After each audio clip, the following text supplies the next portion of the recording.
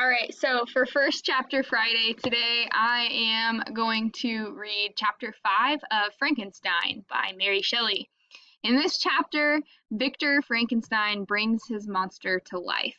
So, fun fact, in case you guys didn't know, the monster is actually called the Monster of Frankenstein. And the person who created him, his name is Victor Frankenstein. And that's where the title comes from. It's from the guy who created Frankenstein and not the actual monster. He's Frankenstein's monster. So here's chapter 5. It was on a dreary night of November that I beheld the accomplishment of my toils. With an anxiety that almost amounted to agony, I collected the instruments of life around me, that I might infuse a spark of being into the lifeless thing that lay at my feet. It was already 1 in the morning. The rain pattered dismally against the panes, and my candle was nearly burnt out when, by the glimmer of the half-extinguished light, I saw the dull yellow eye of the creature open. It breathed hard, and a convulsive motion agitated its limbs.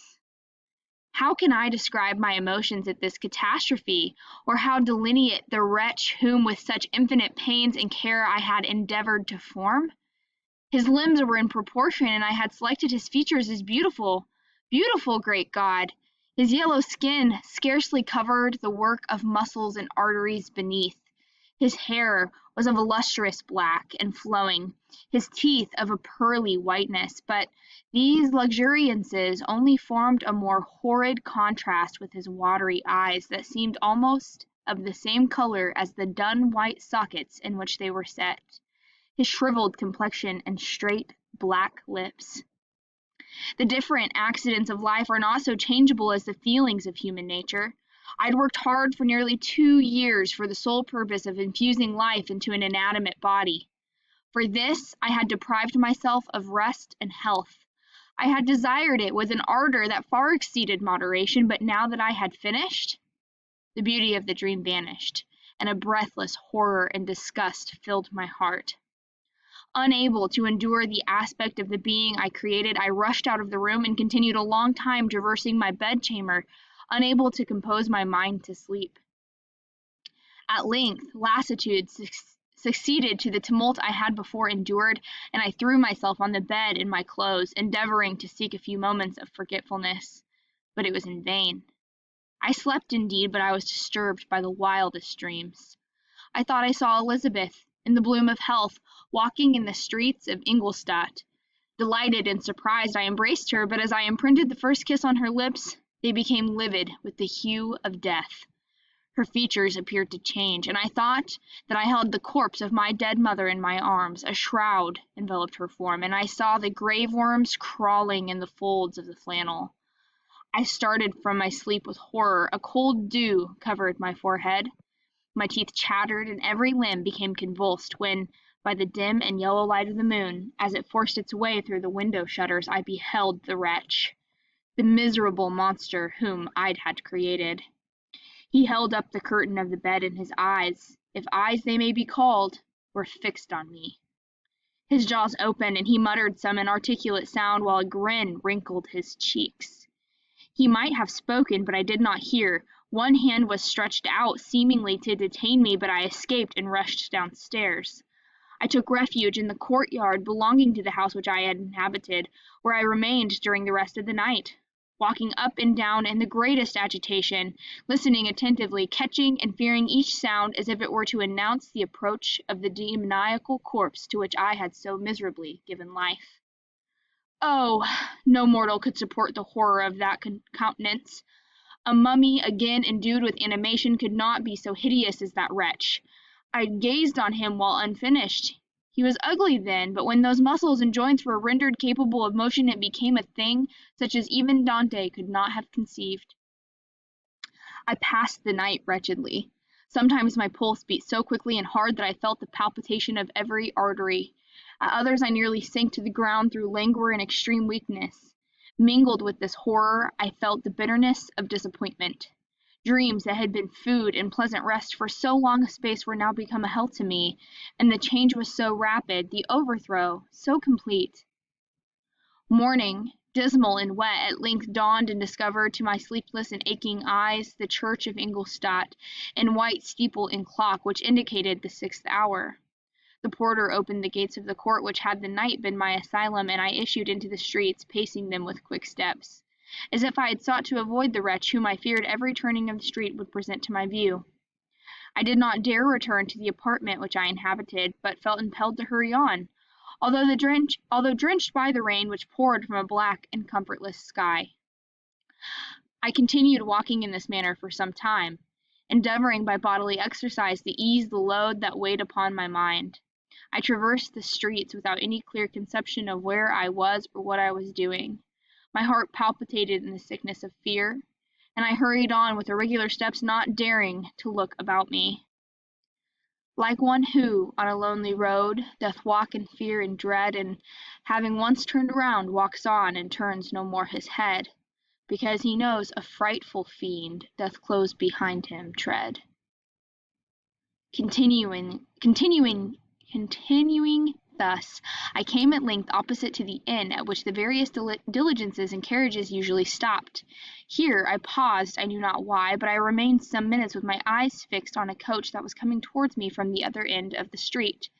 As it drew nearer, I observed that it was the Swiss diligence.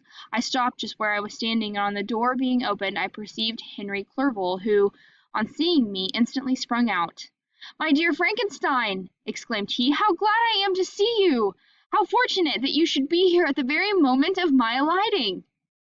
Nothing could be equal my delight on seeing Clerval. His presence brought back to my thoughts my father, Elizabeth, and all those scenes of home so dear to my recollection.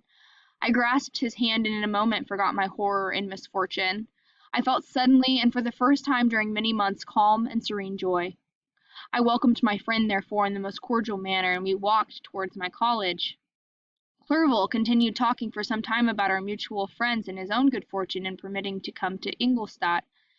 "You may easily believe," said he, "how great was the difficulty to persuade my father that all necessary knowledge was not comprised in the noble art of bookkeeping, and indeed I believed I left him incredulous to the last, for his constant answer to my unwearied entreaties was the same as that of the Dutch schoolmaster and the vicar of Wakefield.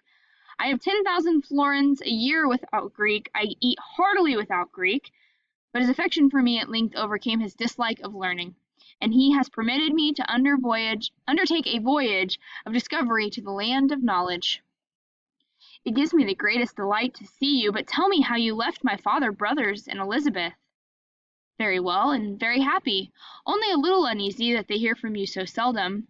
By the by, I mean to lecture you a little upon their account myself. But, my dear Frankenstein," continued he, stopping short and gazing full in my face, "I did not before remark how very ill you appear. So thin and pale, you look as if you have been watching for several nights." "You have guessed right. I have lately been so deeply engaged in one occupation that I have not allowed myself sufficient rest, as you see. But I sincerely hope that all these employments are now at an end, and that I am at length free." I trembled excessively. I could not endure to think of, and far less to allude to, the occurrences of the preceding night. I walked with a quick pace, and we soon arrived at my college.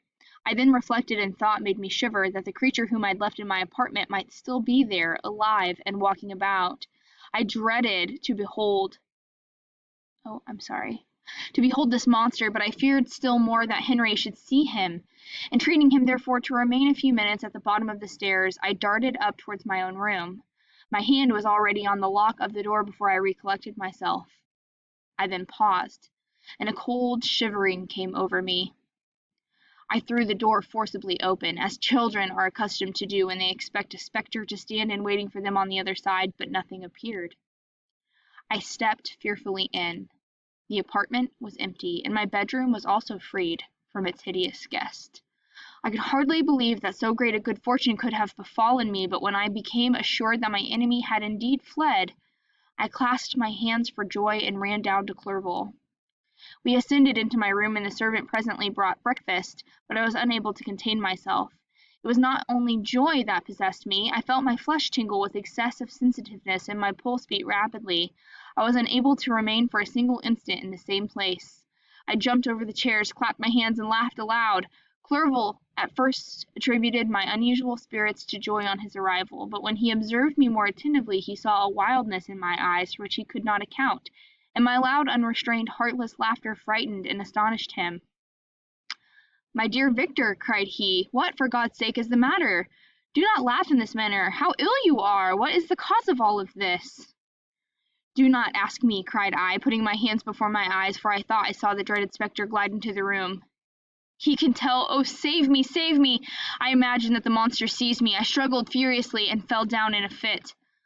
Poor Clerval, what must have been his feelings? A meeting which he anticipated with such joy so strangely turned to bitterness. But I was not the witness of his grief, for I was lifeless and did not recover my senses for a very long time.